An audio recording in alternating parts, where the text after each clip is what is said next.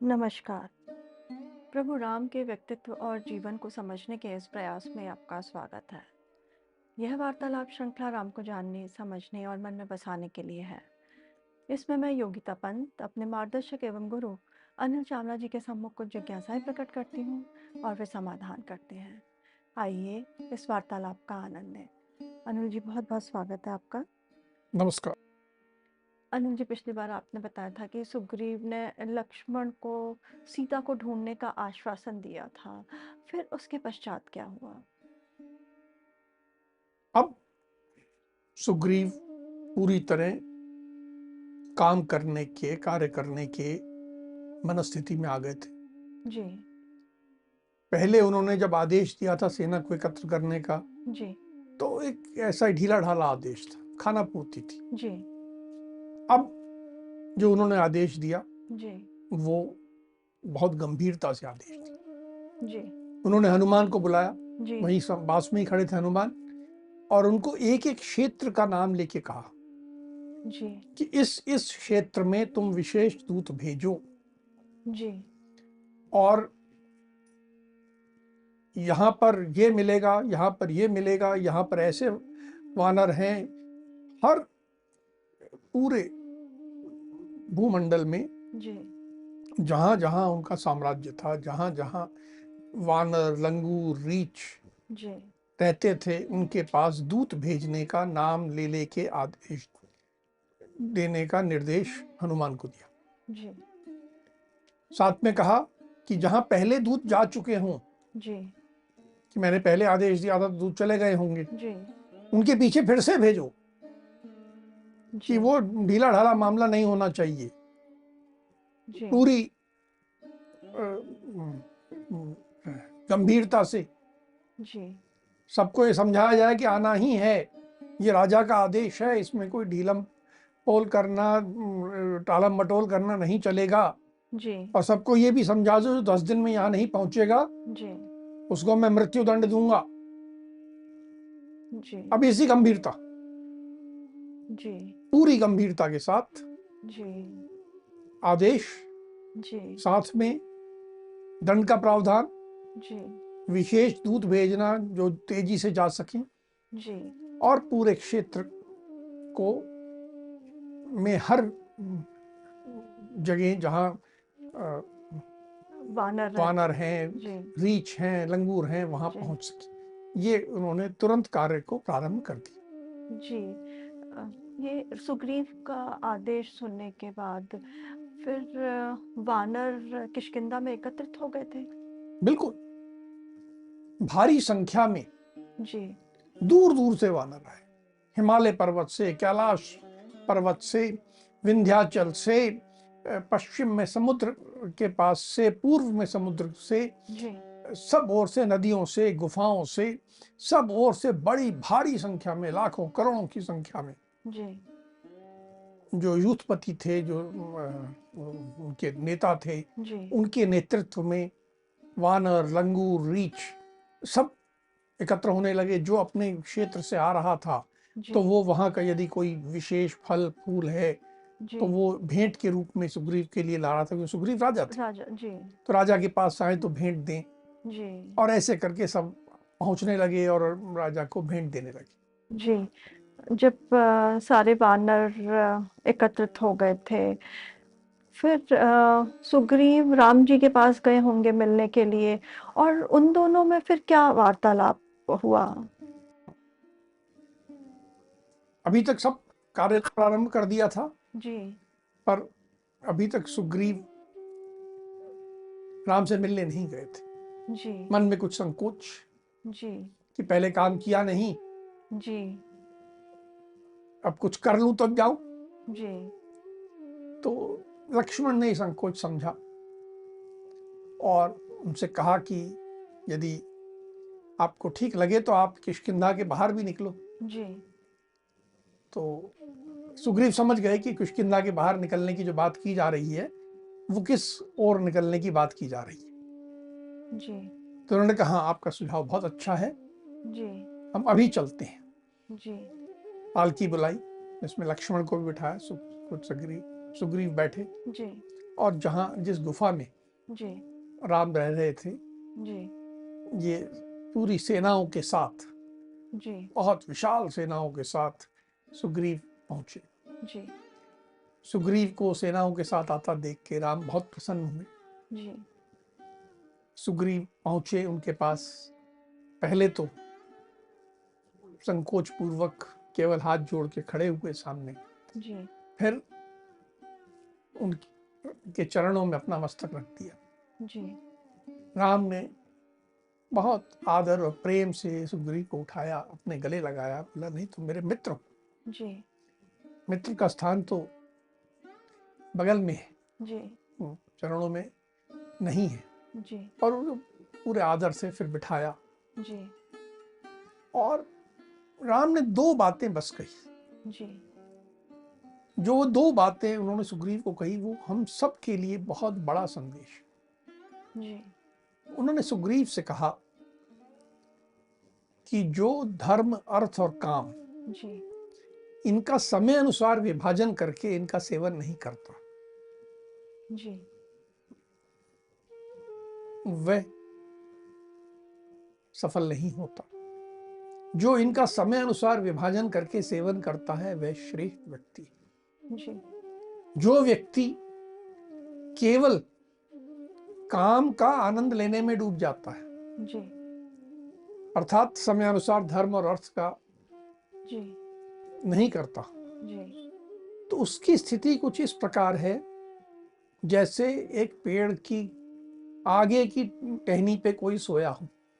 जी, वो कब टपक जाएगा नीचे जी, पता नहीं। जी, तो केवल काम का सेवन करने वाला, मौज मस्ती में अपना जीवन व्यतीत करने वाला, जी, उसका कब अंत आ जाएगा, कब उसको कठिनाई आ जाएगी पता नहीं लगता।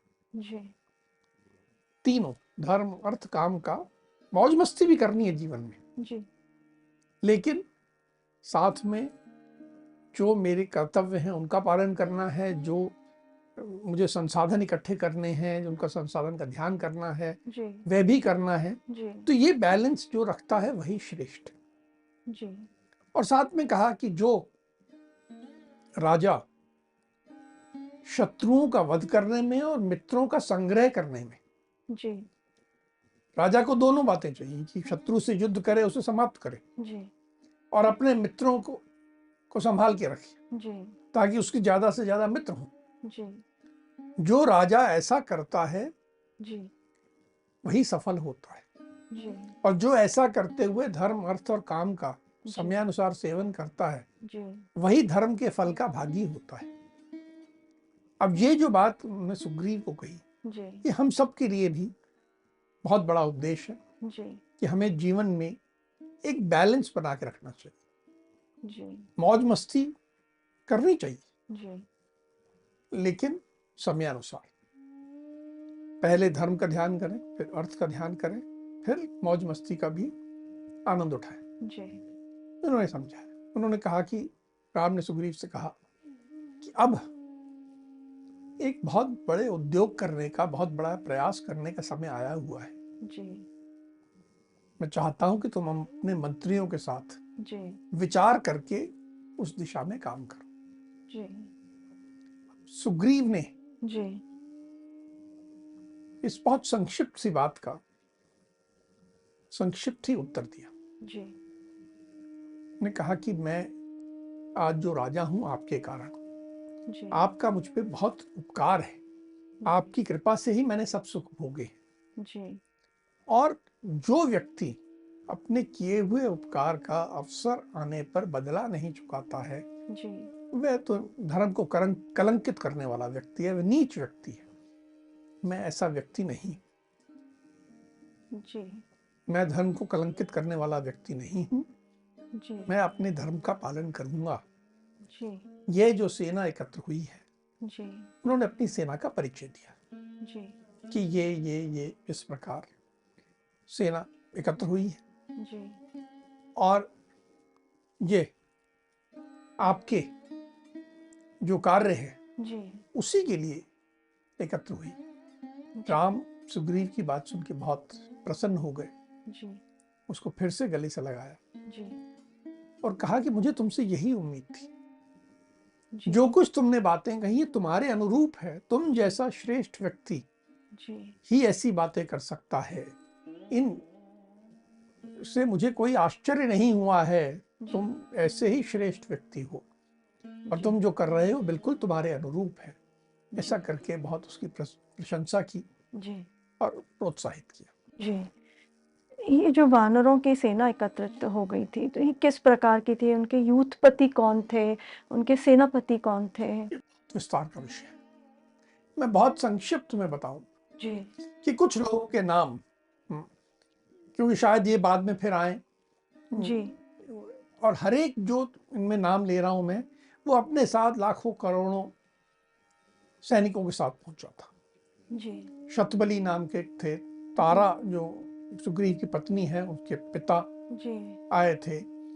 सुग्रीव की जो पहली पत्नी रूमा थी उसके पिता आए थे। जी, वीर हनुमान के पिता केसरी आए थे। जी, लंगूर जाति के वानरों के साथ महाराज गवाक्ष आए थे। जी, रीछों की सेना के साथ धूम्र नाम के युद्धपति आए थे।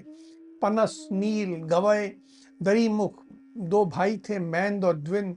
गज, रीछों के राजा जाम्बवान भी आए थे। जी, रूमण नाम के एक राजा थे। जी, गंधमादन और जो युवराज अंगद उनकी अपनी सेना थी। तार, इंद्रभानु, जी, रंभ, दुर्मुखी, नल, जी, दधिमुख, इस जी, तरह बहुत से, और सबसे बड़ी जो सेना, जो बहुत सक्षम सेना थी, जी, स्वयं वीर हनुमान की सेना भी थी। तो इस तरह जी, बहुत सारी सेनाएं, जी, इनमें तरह तरह के वानर।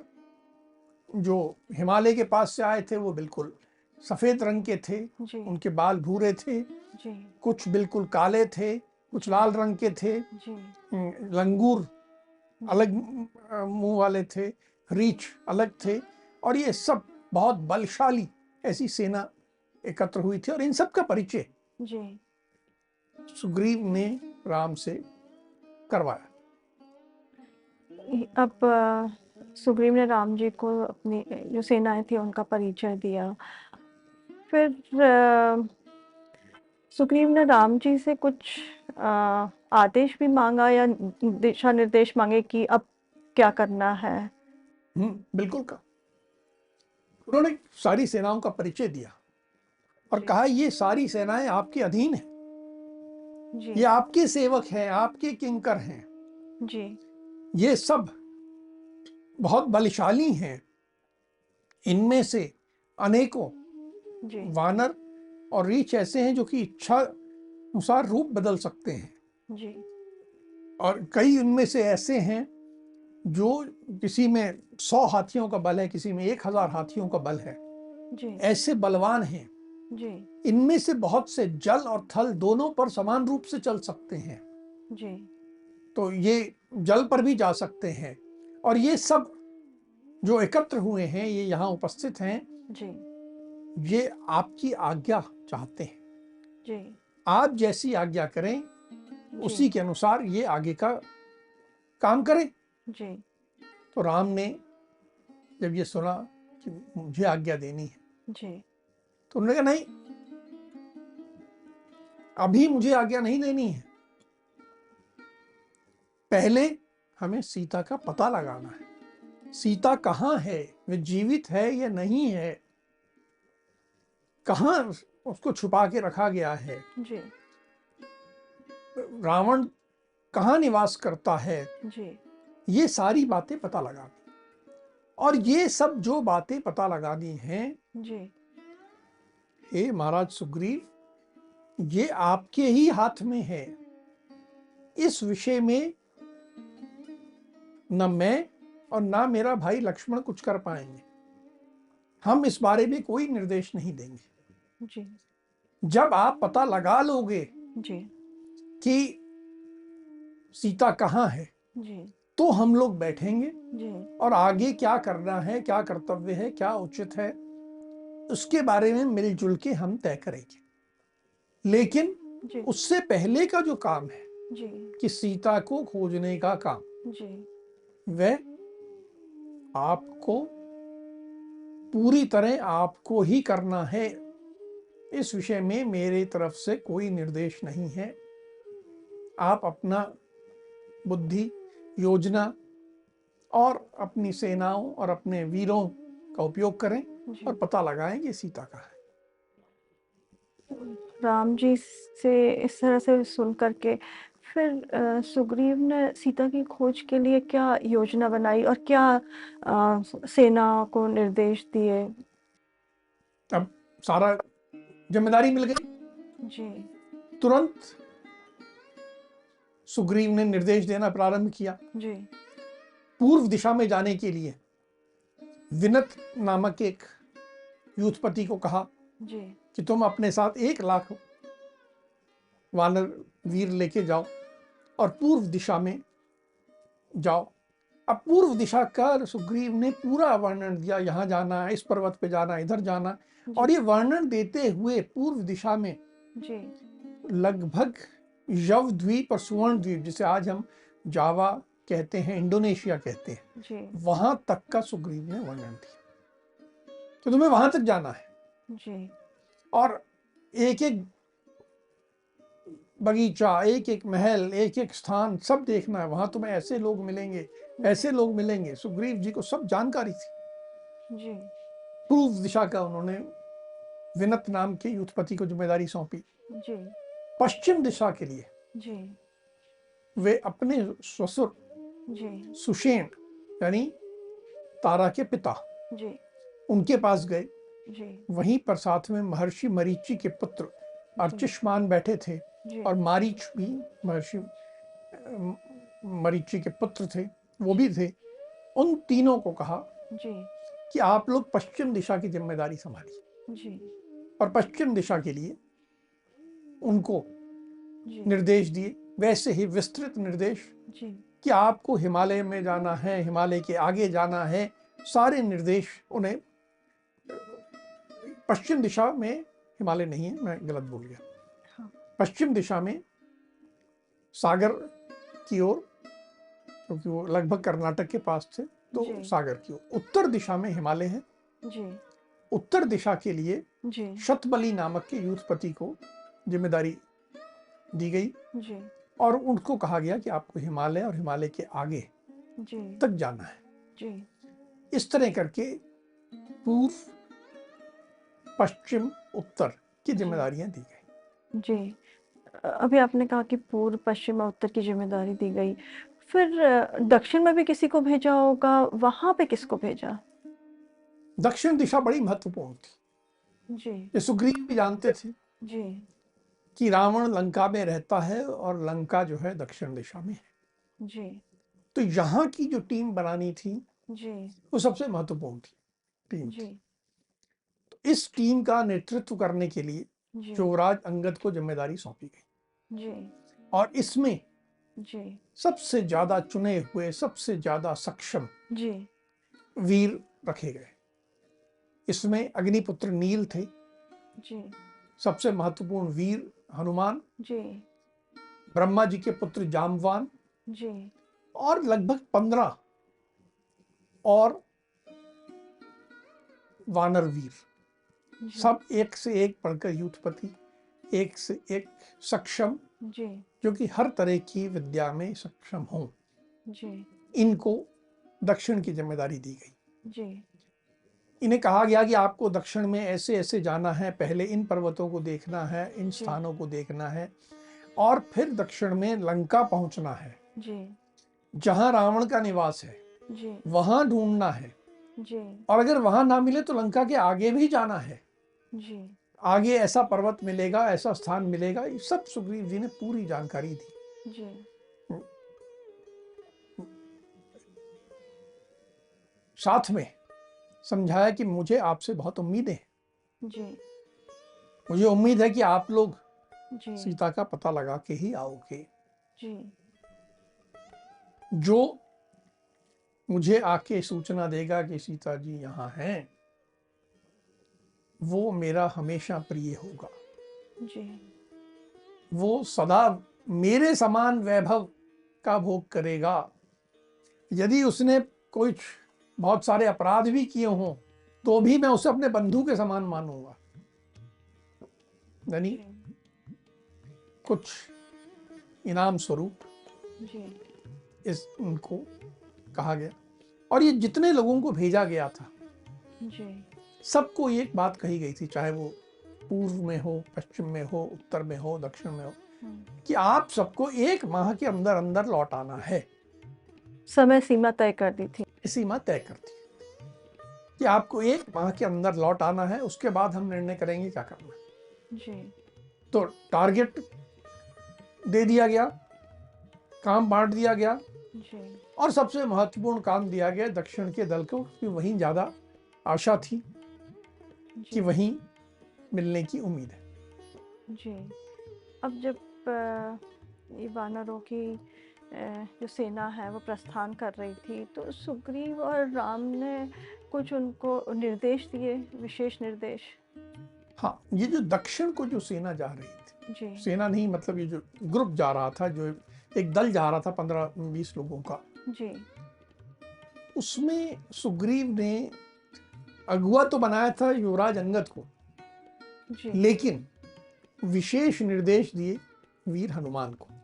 जी, उनसे कहा कि हे हनुमान, जी, पृथ्वी में, अंतरिक्ष में, आकाश में, देवलोक में, जल में जी, जैसी तुम्हारी गति है, वैसी मैं किसी की गति नहीं देखता।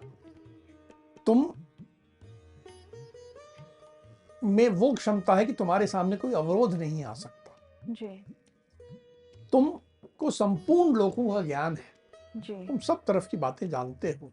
जी, गति में, वेग में, तेज में, फुर्ती में तुम अपने पिता वायु के समान हो। जी, और इसके साथ-साथ तुम नीति शास्त्र के भी पंडित हो। जी, बल, बुद्धि, पराक्रम, देश काल का अनुभव, देश काल का अनुसरण जी, तथा नीतिपूर्ण बर्ताव, गलत नहीं करना।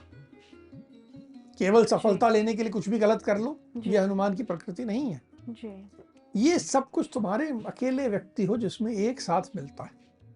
जी, हनुमान की प्रशंसा की, जी, उसके गुण से बताए जी, और कहा कि मैं तुम्हारे जैसा तेजवान इस विशाल सेना में किसी को नहीं देखता, जी, और इसलिए मुझे तुमसे बहुत आशाएं हैं। जी, तुम अपनी बुद्धि, युक्ति का हर ढंग से प्रयोग करो और कैसे भी करके जी, सीता को ढूंढने के बारे में विचार करके इस कार्य को सफल करें। जी, अब जब सुग्रीव ने वीर हनुमान से इस तरह की बात कही, जी, तो राम को भी लगा कि सब तो ठीक है, सारी सेना है, बहुत सारे लोग हैं, जी, लेकिन सफलता तो वीर हनुमान को ही मिलेगी। जी, उनके मन में भी ये आभास हुआ कि जी। इस कार्य को सिद्ध करने की क्षमता सिर्फ हनुमान जी में है। सिर्फ हनुमान। तो उन्होंने जी, हनुमान जी को एक अपनी अंगूठी दी, जी, जिस पे उनके का नाम उन अक्षरों से लिखा हुआ था। जी, बोले, हे हनुमान, तुम जा रहे हो, जी, अगर तुम सीता से मिलोगे जी, तो वो उसको विश्वास नहीं होगा कि तुम मेरे पास से आए। जी, तो ये अंगूठी ले जाओ, ये दिखाओगे तो ये सीता को विश्वास हो जाएगा कि तुम मेरे पास से ही आए हो। जी, इस तरह करके जी, राम ने हनुमान को जी, अपना एक विशेष दूत नियुक्त कर दिया। राम को भी विश्वास था कि हनुमान इस कार्य को सिद्ध कर देंगे, जी, बाकी किसी को नहीं दिया कुछ भी, जी, लेकिन हनुमान को दिया। और इस प्रकार जी, ये दल दक्षिण दिशा की ओर इसने प्रस्थान किया। जी।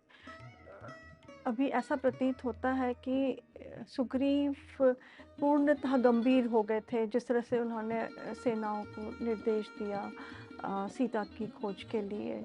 और जब कोई पूरी गंभीरता से कोई कार्य करता है तो उसमें उसको सफलता भी अवश्य ही मिलती है। अब ऐसी उम्मीद करते हैं कि सीता जी की खोज जल्दी ही की जाएगी। और इसी के साथ अब हम आज की चर्चा को यहीं विराम देते हैं। अगली कड़ी में राम के जीवन से जुड़े कुछ अनछुए पहलुओं के साथ हम दोनों फिर उपस्थित होंगे। राम राम। राम राम।